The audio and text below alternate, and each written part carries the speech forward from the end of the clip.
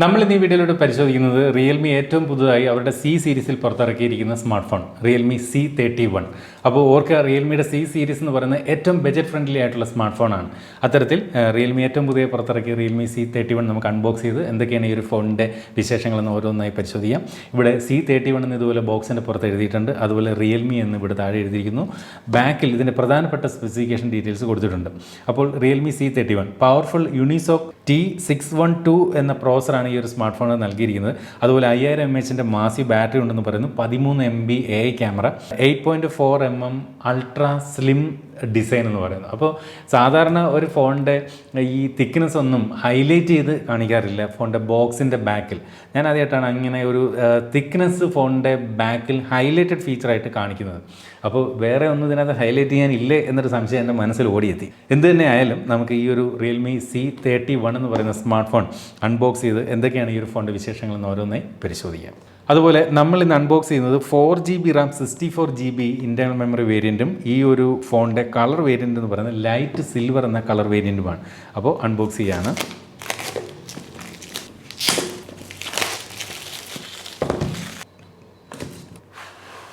അപ്പോൾ ഇതിനകത്തൊരു paper box ഇതുപോലെ കൊടുത്തിട്ടുണ്ട്. A great story since the leap എന്ന് എഴുതിയിരിക്കുന്നു. റിയൽമി എന്ന് എഴുതിയിട്ടുണ്ട്.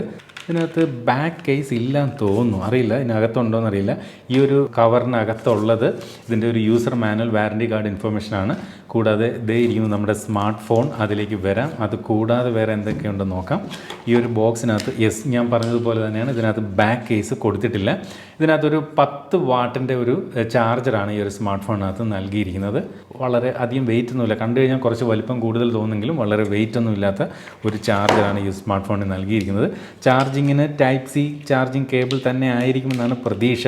പക്ഷേ ആ പ്രതീക്ഷകളെ തെറ്റിച്ചുകൊണ്ട് മൈക്രോ USB ചാർജിങ് കേബിളാണ് ഇതിനകത്ത് ചാർജിങ്ങിനായിട്ട് നൽകിയിരിക്കുന്നത്.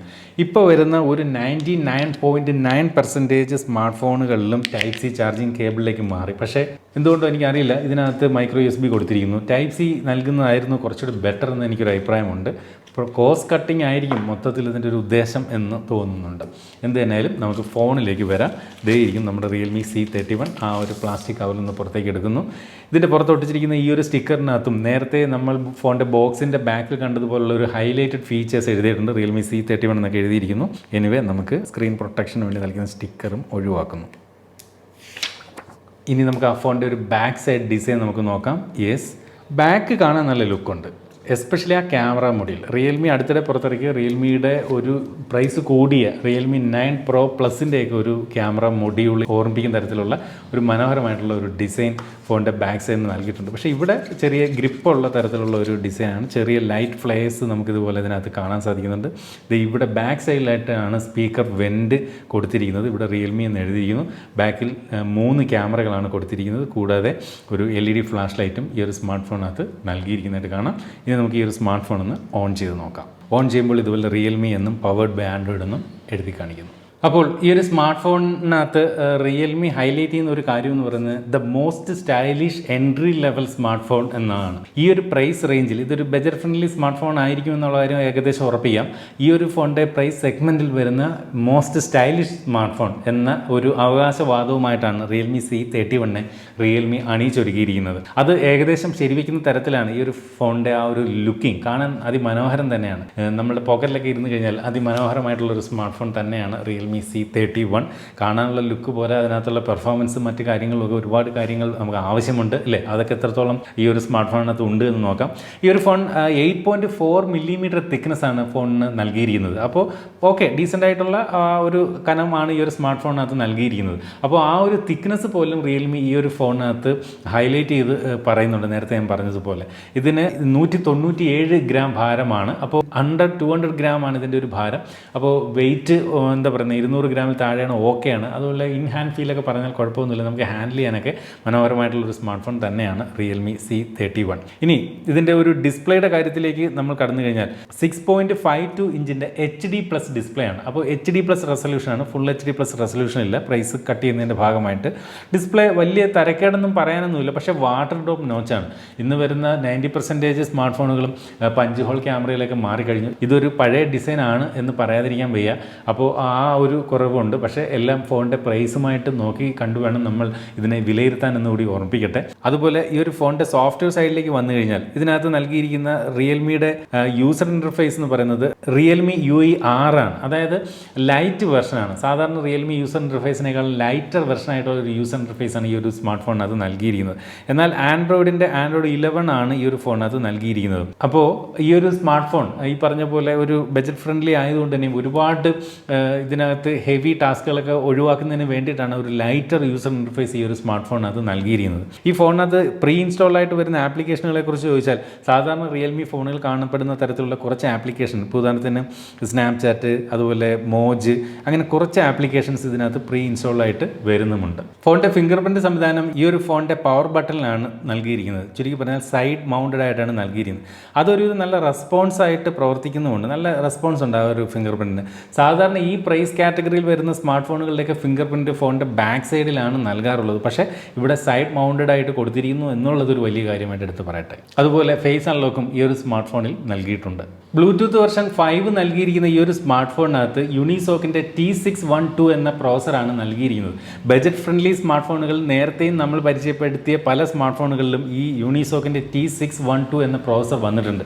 ഒരുപാട് വലിയ ഗെയിമിംഗ് എക്സ്പീരിയൻസ് ഒന്നും ഈ ഒരു പ്രോസറിൽ നിന്ന് ഈ ഒരു സ്മാർട്ട് ഫോണിനകത്ത് നമ്മൾ പ്രതീക്ഷിക്കരുത്. ടെമ്പിൾ റൺ, സബ്വേ സർഫേഴ്സ് അങ്ങനെയുള്ള ഗെയിമൊക്കെ നല്ല രീതിയിൽ കളിക്കാൻ സാധിക്കും. പക്ഷേ BGMI അതുപോലെ കോൾ ഓഫ് ഡ്യൂട്ടി അതൊന്നും ഒരുപാട് പ്രതീക്ഷകൾ അത്തരം ഗെയിമുകളിൽ ഈ ഒരു സ്മാർട്ട് ഫോണിൽ വെച്ച് പുലർത്തരുത് എന്നുകൂടി ഓർമ്മിപ്പിക്കട്ടെ. അതുപോലെ ഈ ഒരു ഫോൺ അത് 3GB റാം 4GB റാം എന്നീ 2 റാം വേരിയൻറ്റും 32GB റാം 64GB എന്നീ 2 റോം വേരിയൻറ്റുകളുമുണ്ട്. അതായത് 3GB 32GBയും 4GB 64GB. അപ്പോൾ ഈ ഒരു 3GB 32GB അത് വാങ്ങരുതെന്നാണ് എൻ്റെ ഒരു അഭിപ്രായം. കാരണം ഇന്ന് മിക്ക സ്മാർട്ട് ഫോണുകളിലും മിനിമം ഒരു 4GB റാമായിട്ട് മാറിക്കഴിഞ്ഞു. അതുപോലെ ഇൻറ്റേർണൽ സ്റ്റോറേജ് ഒരു 64GB ആയിട്ട് മിനിമം ഒരു റിക്വയർമെൻ്റ് ആയിട്ട് മാറിക്കഴിഞ്ഞു. 3GB Ram 32GB internal memory variant വാങ്ങിയാൽ അത് നിങ്ങൾക്ക് ഒരു പ്രയോജനവും വരുത്തില്ല എന്ന് ഓർമ്മിക്കണം. അല്ലെങ്കിൽ അത്ര കണ്ട് സ്മാർട്ട് ഫോണിന് യാതൊരു വലിയ യൂസ് ഒന്നുമില്ലാത്ത ഒരാൾക്ക് മാത്രമേ 3GB 32GBയിലേക്ക് പോകാവൂ. ജസ്റ്റ് ഫോൺ വിളിക്കാൻ മാത്രവും വാട്സപ്പ് ജസ്റ്റ് മാത്രമൊക്കെ ഉപയോഗിക്കുന്നവർക്കാണെങ്കിൽ ഓക്കെ. അതും ഈ ഒരു 32GBയിലേക്ക് ആകുമ്പോൾ ഒരുപാട് വാട്സപ്പിൽ സ്ഥിരം ഗുഡ് മോർണിംഗ് ഒക്കെ വരുന്നവരാണെങ്കിൽ ഇതിൻ്റെ ഇൻറ്റേർണൽ മെമ്മറി കുറച്ച് കഴിയുമ്പോൾ ഫുള്ളായി പോകും. അതുകൊണ്ടാണ് 4GB 64GB ആയിരിക്കും ഒരു നല്ല ചോയ്സ് എന്ന് എനിക്ക് തോന്നിയത്. ഈ ഒരു ഫോണിൻ്റെ ഇൻറ്റേർണൽ മെമ്മറി UFS 2.2 എന്ന സ്റ്റോറേജ് ടൈപ്പാണ് നൽകിയിരിക്കുന്നത്. അതുപോലെ TUV റെയിൽലാൻഡ് സർട്ടിഫിക്കേഷൻ ഈ ഒരു ഫോണിൻ്റെ ഡിസ്പ്ലേക്ക് നൽകിയിട്ടുണ്ട്. അതായത് കണ്ണിന് ഹാനികരമായിട്ടുള്ള ബ്ലൂ ലൈറ്റ് എമിഷനെ പരമാവധി കുറയ്ക്കുന്ന തരത്തിൽ ഒരു സർട്ടിഫിക്കേഷനാണ് ഈ ഒരു TUV റെയിൽലാൻഡ് സർട്ടിഫിക്കേഷൻ. റിയൽമിയുടെ C3 എന്ന് തുടങ്ങുന്ന സീരീസിലെല്ലാം ഇത്തരത്തിൽ റിയൽമി റെയിൽലാൻഡ് സർട്ടിഫിക്കേഷൻ നൽകാറുമുണ്ട്. അതുപോലെ ഇതിൻ്റെ ഫോണിൻ്റെ ബാക്ക് ക്യാമറ സെറ്റപ്പിലേക്ക് വന്നു കഴിഞ്ഞാൽ ഫോണിൻ്റെ ബാക്കിൽ നേരത്തെ കണ്ടതുപോലെ 3 ക്യാമറകളാണ് നൽകിയിരിക്കുന്നത്. പ്രൈമറി ക്യാമറ വന്നിട്ട് 13 മെഗാ പിക്സലിൻ്റെ ക്യാമറ നൽകിയിരിക്കുന്നു. സെക്കൻഡറി ക്യാമറയായിട്ട് 2 മെഗാ പിക്സലിൻ്റെ ഒരു മാക്രോ സെൻസർ, ടെർഷറി ക്യാമറയായിട്ട് 2 മെഗാ പിക്സലിൻ്റെ ഒരു ബ്ലാക്ക് ആൻഡ് വൈറ്റ് സെൻസറാണ് നൽകിയിരിക്കുന്നത്.